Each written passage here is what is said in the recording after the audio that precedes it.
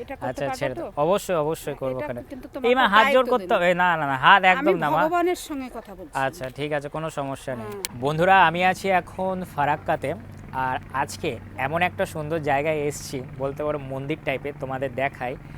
এই দেখো এখানে ভগবানের কি সুন্দর হনুমানজির মন্দির রয়েছে, দেখো কি সুন্দর মূর্তিটা। কমেন্টে সবাই একবার জয় হনুমান লিখে দেবে, সাথে জয় শ্রীরামও লিখে দেবে।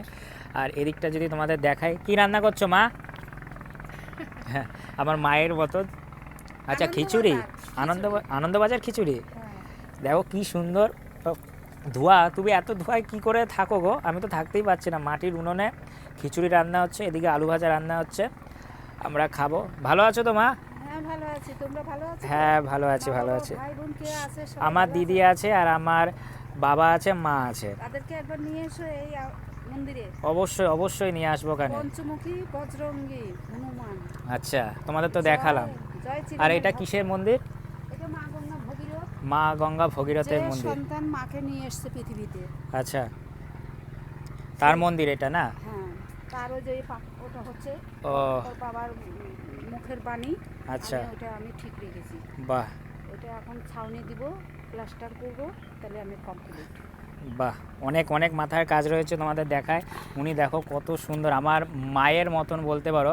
অ্যাকচুয়ালি উনি হচ্ছে আমি যার ইনভিটেশনে এই ফরাক্কাতে এসেছি তার মা উনি।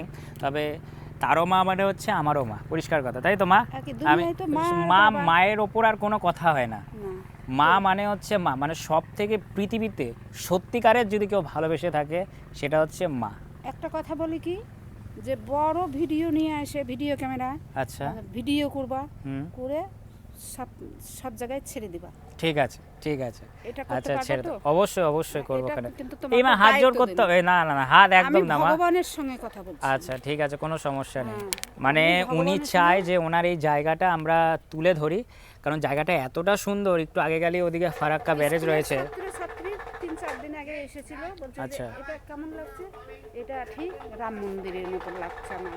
ওহ, ওই শবরীমা যেমন, শবরীমা রাম প্রভুকে যখন বসাইতে দিল, হ্যাঁ ফুল দিয়ে রাস্তা সাজের প্রভু আসছে এখান দিয়ে, আচ্ছা। অন্য কোনো কেউ আসতে পারবে না। বুঝতে পেরেছি। তাকিয়ে দেখছে যে হ্যাঁ, তুমি কে গো বাবা, বলো তো? বলছে আমি তো শ্বশুরের মা, আমি রামই এসেছি। আইয়ে প্রভু, আইয়ে প্রভু। আর মা সবরী মা কুল পেরে পেরে খেয়ে খেয়ে থালা পসরা করে রেখে দিয়েছে, তাই? প্রভুকে সেবা দিবে বলে। আচ্ছা এবার লক্ষ্মণকে, রামকে দিল, রাম সেবা নিল, নিয়ে বলছে ভাই লক্ষ্মণ তুমি খাও।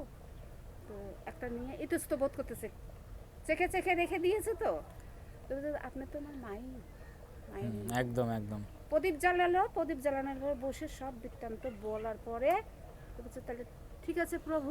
তখন প্রদীপের শিখা হয়ে উনি চলে গেল আকাশে, ভগবানের মধ্যে প্রবেশ করলো। আমরা কি তাই হতে পারবো বাবা? না আমরা কিন্তু অতটা তার অত একটু পুণ্য করিনি, কিন্তু তার একটু হয়তো চেষ্টা নিশানা, করব। নিশানা, তাই আমি এখন আমি জানি না, আমি ছোট থেকেই এরকম আচ্ছা এইসব বিষয় নিয়ে বাহ। ঠাকুর দেবতা। খুব ভালো। আপনি সবসময় এখানেই থাকেন না বেশিরভাগই? হ্যাঁ আমি এখানেই থাকি, আসে সব এই আশেপাশেরই সব মানুষজন আসে। তারপরে তিথিতে, মাঘী পূর্ণিমা, পৌষ সংক্রান্তিতে সব যাত্রীরা আসে, সবাই পূজা আশ্রা দেয়। আচ্ছা আচ্ছা। সবার জন্য এই মন্দির খোলা।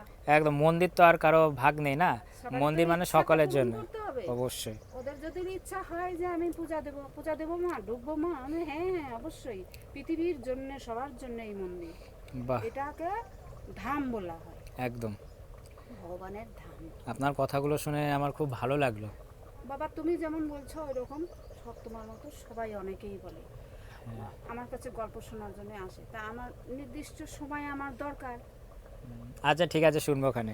উনি এখানে খিচুড়ি রান্না করছেন, আর এদিকে মন্দির রয়েছে, আনন্দবাজার খিচুড়ি।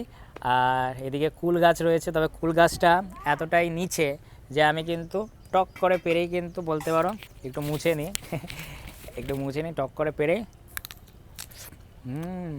বেশ খেতে ভালো। আর যদি তোমাদের এদিকটা দেখাই, এদিকে হয়েছে তোমার ধুতরা ফুল, অনেক অনেক গাছ রয়েছে। আর একটু উকি দিলেই তোমার ফরাক্কা ব্যারেজ দেখা যাবে। তোমাদের দেখাই দিকটা, এই হচ্ছে তোমার ফরাক্কা ব্যারেজ। দেখো ভারতের বৃহত্তম ব্যারেজ।